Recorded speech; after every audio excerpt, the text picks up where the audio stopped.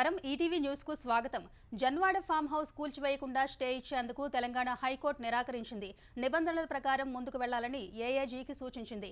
హైడ్రా కూల్చివేతలను వ్యతిరేకిస్తూ Janwada farm house యజమాని ప్రదీప్ రెడ్డి దాఖలు చేసిన పిటిషన్పై విచారణ చేపట్టిన హైకోర్టు ఇప్పటి వరకు హైడ్రా ఎన్ని కట్టడాలు కూల్చివేసిందని ఆరా తీసింది. ప్రతి కూల్చివేతలోనూ నిబంధనలు పాటించారా అని ప్రశ్నించింది. హైడ్రా కూల్చివేతలపై పూర్తి వివరాలు ఇవ్వాలని ఏఏజీని ఆదేశించింది. చెరువుల ఎఫ్టీఎల్ పరిధిని నిర్ణయించారా అని ప్రశ్నించిన కోర్టు 60 గజాలైనా 60 ఎకరాలైనా సరే నిబంధనల ప్రకారమే కూల్చివేయాలని తేల్చి చెప్పింది. జన్వాడలోని ఫామ్ హౌస్ విషయంలో నిబంధనలను పాటించాలన్న హైకోర్టు ఇన్నేళ్లుగా అధికారులకు ఎఫ్టీఎల్ గుర్తుకు రాలేదా అని ప్రశ్నించింది.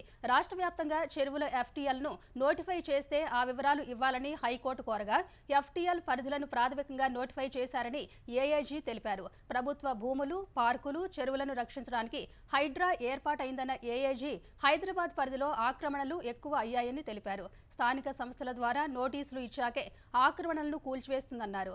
ఈ పిటిషన్కు విచారణ అర్హత లేదని కొట్టివేయాలని ఏఏజీ కోరగా అందుకు నిరాకరించిన కోర్టు విచారణను వాయిదా వేసింది. ఉస్మాన్ సాగర్ ఎఫ్టీఎల్ పరిధిలో ఉన్న అక్రమ కట్టడాల కూల్చివేతలు మంత్రులు, కాంగ్రెస్ నాయకుల నుంచే మొదలు పెట్టాలని బీఆర్ఎస్ కార్యనిర్వాహక అధ్యక్షుడు కేటీఆర్ డిమాండ్ చేశారు. తన పేరుతో ఎలాంటి ఫామ్ హౌస్ లేదని, తన మిత్రుడిది లీజుకు తీసుకున్నానని వెల్లడించారు. ఎఫ్టీఎల్ బఫర్లో ఆ ఫామ్ హౌస్ ఉంటే దగ్గరుండి కూల్చివేయిస్తా అని స్పష్టం చేశారు. మంచి జరుగుతున్నప్పుడు ఆహ్వానించాల్సిందే అన్న కేటీఆర్ మంత్రులు, పెద్ద పెద్ద కాంగ్రెస్ నేతలు కట్టిన ఫామ్ హౌసులు కూడా చూపిస్తామన్నారు. సీఎం రేవంత్ రెడ్డికి కూడా ఫామ్ హౌస్ ఉందన్నారు. మంత్రి పొంగులేటి, కేవీపీ, పట్నం మహేందర్ రెడ్డి, సుఖేందర్ రెడ్డికి ఎఫ్టీఎల్లో ఫామ్ హౌజులు ఉన్నట్టు తెలిపారు. తప్పు తాను చేసినా, కాంగ్రెస్ వాళ్లు చేసినా చర్యలు తీసుకోవాల్సిందే అన్నారు. తన ఆస్తులపై ఎన్నికల అఫిడవిట్లో చూసుకోవచ్చని కేటీఆర్ వివరించారు. రైతులకు సంపూర్ణ రుణమాఫీ జరిగేంత వరకు బీఆర్ఎస్ పోరాటం చేస్తుందని ఆ పార్టీ కార్యనిర్వాహక అధ్యక్షుడు కేటీఆర్ స్పష్టం చేశారు.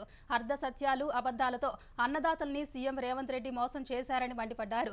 రుణమాఫీ కోసం ఆందోళనలు చేస్తున్న రైతులపై కేసులు నమోదు చేయడం దారుణమని ధ్వజమెత్తారు. రుణమాఫీ జరగలేదని మంత్రులే చెబుతున్నారని వివరించారు.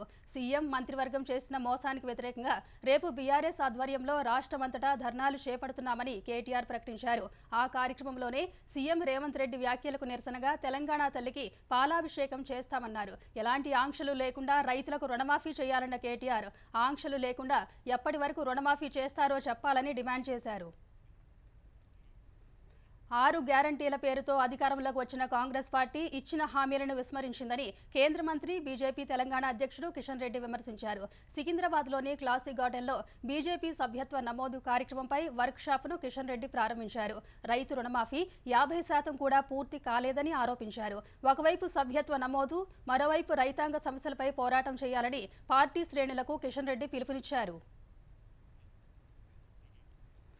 ఏపీలో 1 కోటి మందిని పార్టీ సభ్యులుగా చేర్చాననేదే లక్ష్యమని బీజేపీ ఏపీ అధ్యక్షురాలు దగ్గుబాటి పురంధేశ్వరి తెలిపారు. 2019 తర్వాత తొలిసారి జరగనున్న సభ్యత్వ నమోదు కార్యక్రమాన్ని భారీ స్థాయిలో నిర్వహించాలన్నారు. సెప్టెంబర్ 1 నుంచి 2 దశల్లో జరిగే సభ్యత్వ నమోదుకు 45 రోజుల గడువు మాత్రమే ఉందన్నారు. కృష్ణా జిల్లా పెనమలూరులో పార్టీ సభ్యత్వ నమోదు కార్యశాల నిర్వహించిన ఆమె కార్యక్రమం లోగో ఆవిష్కరించారు.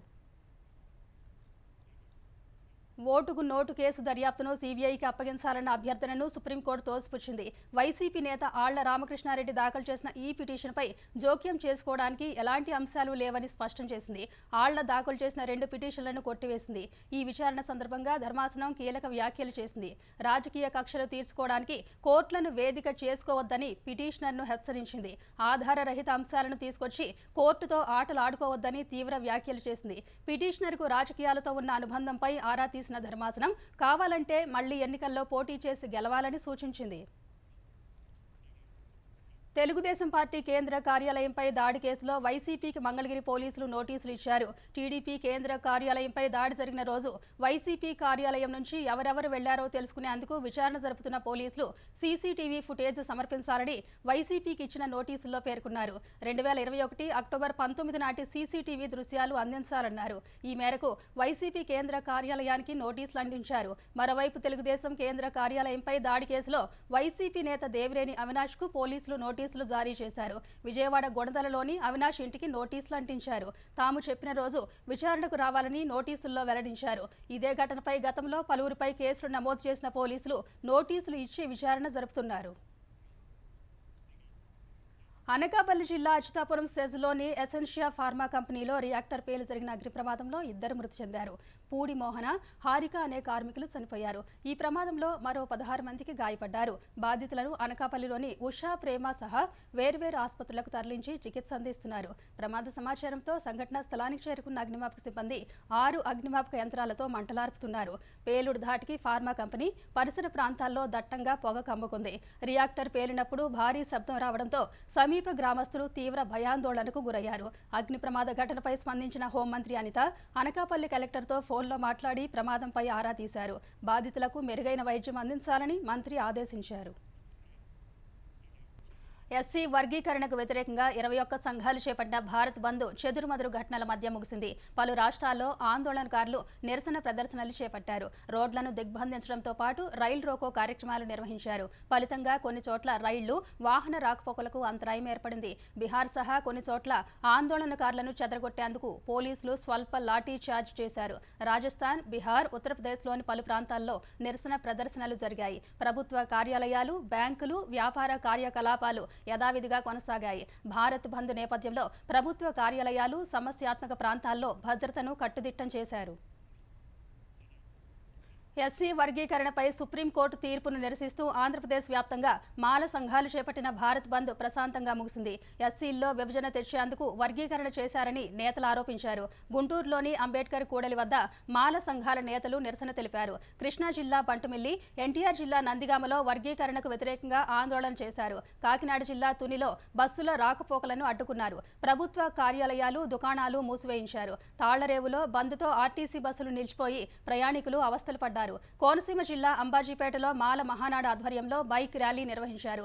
అమలాపురం, రాజోలు, రావులపాలెం డిపోల పరిధిలో బస్సుల రాకపోకలు నిలిచిపోయాయి. అనకాపల్లి జిల్లా నర్సీపట్నంలో నిరసనకారులు వ్యాపార, విద్యా సంస్థలను మూసివేయించారు. ఒంగోలులో మాల సంఘం నేతలు ర్యాలీ నిర్వహించారు. వైఎస్ఆర్ జిల్లా ఎర్రగుంట్లలో వర్గీకరణకు వ్యతిరేకంగా నిరసన తెలిపారు. తెలంగాణలో కూడా ఎస్సీ వర్గీకరణకు వ్యతిరేకంగా నిరసనలు చేపట్టారు.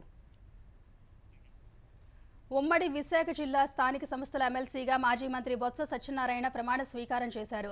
శాసన మండలి చైర్మన్ మోషేన్ రాజు బొత్సతో ప్రమాణ స్వీకారం చేయించారు. టీడీపీ పోటీ చేయకపోవడం వల్ల బొత్స ఎన్నిక ఏకగ్రీవమైంది. యూకే పర్యటనకు వెళ్లేందుకు అనుమతి ఇవ్వాలన్న వైసీపీ అధ్యక్షుడు జగన్ అభ్యర్థనపై తీర్పును నాంపల్లి కోర్టు ఈ నెల 27కు వాయిదా వేసింది. విదేశీ పర్యటనకు అనుమతి ఇవ్వాలంటూ జగన్ దాఖలు చేసిన పిటిషన్ను సీబీఐ వ్యతిరేకించింది. జగన్ విదేశీ పర్యటనకు అనుమతి ఇవ్వొద్దని నాంపల్లి కోర్టును కోరింది. ఇరువైపులా వాదనలు ముగియగా కోర్టు తన నిర్ణయాన్ని వాయిదా వేసింది.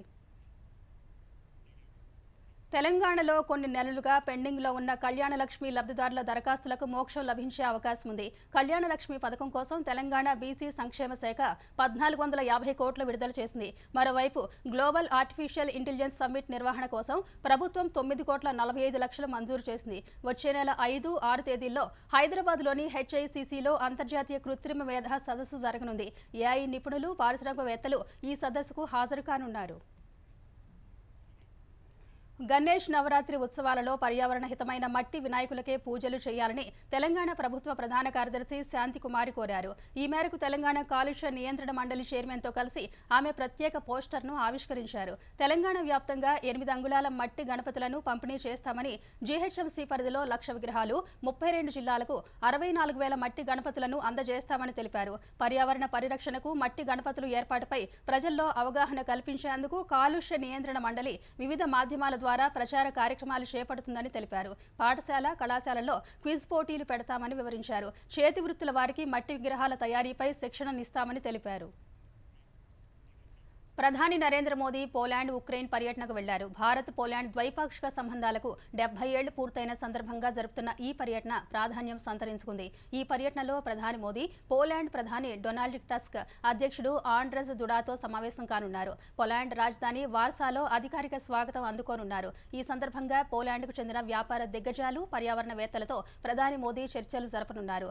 భారత సంతతి ప్రజలను కూడా కలవనున్నారు. 2 ఏళ్ల క్రితం రష్యా సైనిక చర్య చేపట్టగా ఉక్రెయిన్లో చదువుకుంటున్న భారత విద్యార్థులను స్వదేశానికి తీసుకొచ్చేందుకు కేంద్ర ప్రభుత్వం ఆపరేషన్ గంగా చేపట్టింది. ఈ కార్యక్రమానికి పోలాండ్ సర్కార్, ప్రజలు సహాయం అందించారు. పోలాండ్ తర్వాత ప్రధాని మోదీ రైల్ ఫోర్స్ 1 అనే రైలులో ఈ నెల 23న ఉక్రెయిన్ రాజధాని కీవ్ చేరుకోనున్నారు. రష్యా సైనిక చర్య మొదలైన తర్వాత ప్రధాని మోదీ తొలిసారి ఉక్రెయిన్లో పర్యటించనున్నారు. రష్యా ఉక్రెయిన్ యుద్ధానికి ముగింపు పలికే దిశగా ఉక్రెయిన్ అధ్యక్షుడితో చర్చలు జరపనున్నట్టు మోదీ వెల్లడించారు. భారత్లో ఆశ్రయం పొందుతున్న అవామీ లీగ్ అధినేత్రి మాజీ ప్రధాని షేక్ హసీనాను తమ దేశానికి అప్పగించాలని బంగ్లాదేశ్ నేషనలిస్ట్ పార్టీ బీఎన్పీ కోరింది. ఈ మేరకు కేంద్ర ప్రభుత్వానికి విజ్ఞప్తి చేసింది. రిజర్వేషన్ల వ్యతిరేక ఆందోళనలు అనంతర పరిణామాలతో షేక్ హసీనా అధికారం నుంచి తప్పుకొని భారత్ చేరుకున్నారు. ప్రస్తుతం భారత్లోనే ఉన్న ఆమెపై 31 కేసులు నమోదయ్యాయి. అందులో 26 హత్య కేసులున్నాయి. ఈ కేసులపై విచారణ జరపాలని తాత్కాలిక ప్రభుత్వం నిర్ణయం తీసుకున్నందున షేక్ హసీనాను బంగ్లాదేశ్కు అప్పగించాలని బీఎన్పీ కోరింది.